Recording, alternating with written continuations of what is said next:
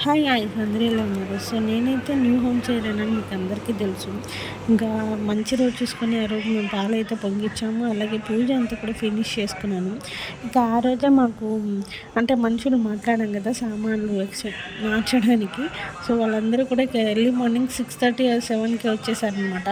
మొత్తం షిఫ్టింగ్ కూడా చాలా బాగా చేశారు. అసలు ఈసారి చెప్పాలంటే నేనేం సర్దలేదనమాట. ప్రతిసారి నేను సర్దుకొని అలా చేసుకుంటూ ప్యాకింగ్ చేసుకుంటున్నాను. సో గాయస్, ఈవినింగ్కి కొంచెం అలా పడుకొని వేస్తే ఫుల్ హెడ్ ఎక్కువ ఉంది. కానీ ఇల్లు కార్తీక్ బాబు మధ్యాహ్నం అంతా కొంచెం సర్దాడు, ఇంకా చాలా ఉంది.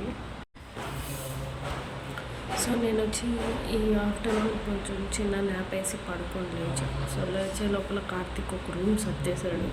పాపం చాలా హెల్ప్ చేస్తాడు నిజంగా.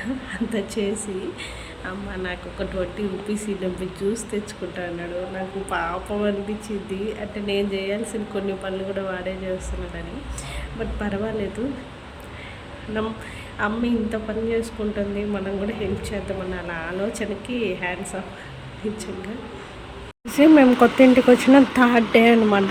ఇక్కడ నేను ఏం సర్దలేదు, అన్నీ కూడా అట్లనే ఉన్నాయి, చిందరవందరగా ఉందన్నమాట. సో ఇక ఇవన్నీ నిదానంగా సర్దాలి. కొంచెం హెడ్ వల్ల నాకు డిలే అవుతుంది. ఆ రూమ్ అయితే ఫినిష్ అయిపోయింది. అక్కడ ఒక బెడ్రూమ్ ఉంది, అది ఫినిష్డ్.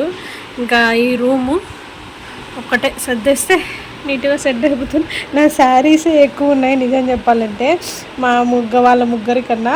సో వీటిల్లో కూడా కొన్ని వాడనివి ఉన్నాయి. అవన్నీ తీసేసి నీట్గా సర్దాలి. కిచెన్ ఇంకా అట్లే ఉన్నాయి, ఫ్యాను అన్నీ అట్లే ఉన్నాయి. సో నిదానంగా సర్దుకోవాలన్నమాట. కానీ ఈ ఇంట్లో గాలి వెలుతురు మాత్రం చాలా అంటే చాలా బాగుంది. నైట్ 7 వరకు లైట్స్తో పనే లేదు, ఫ్యాన్తో అయితే అస్సలు పని లేదనమాట. అంత చల్లగా గాలి వస్తుంది. సో అలా ఉందండి ఇంటి పరిస్థితి అయితే. ఇంకా ప్రస్తుతానికి ప్యాకర్స్ అండ్ మూవర్స్ వాళ్ళే సగం సర్దేశారని చెప్పచ్చు పాపం. అండ్ ఇంకా ఈవినింగ్ అలా నేను చట్నీ చేశాను. చాలా రోజులు అయింది చట్నీ తిని.